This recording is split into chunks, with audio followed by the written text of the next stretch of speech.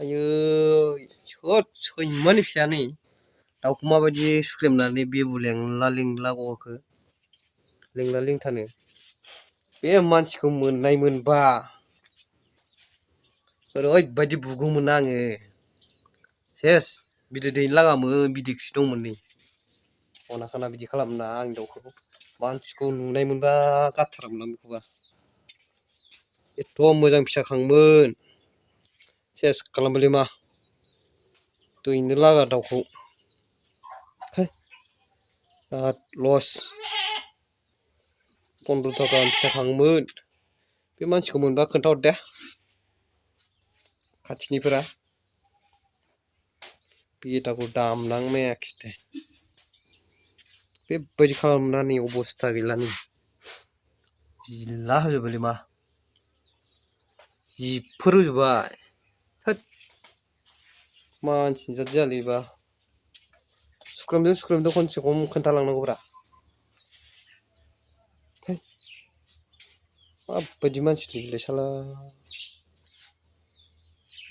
नस्थ' खालामलांबायलै मा सेस गेब्रु होजोब्बाय बिदिख्रि सिदिख्रि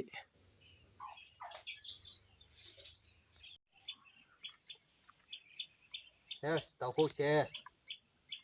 मानो लामायाव थानांगौ मानो लामायाव आदार जाहैनांगौ बे सैमानि फिसाखौ मोननायबा सोरमोन बियो गाग्लि गाग्लि बुगौमोन आङो सेस खालामबायलै मा नै बेबुआनो गलाजोबनाय आयै जगायसो बेथिं बेबायदि खालामना ए भगबान मा गबावजोबखो गावगोजोब्बाय सेस बे मानसिखौ मोननायबा गथारामोन बे सोरनि गारिमोन बे बिख्रुजोबगौमोन आं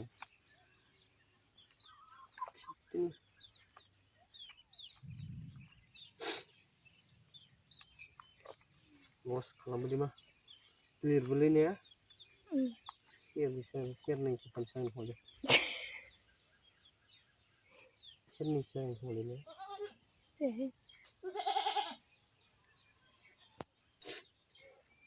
सेरसेनि बारगोन आरो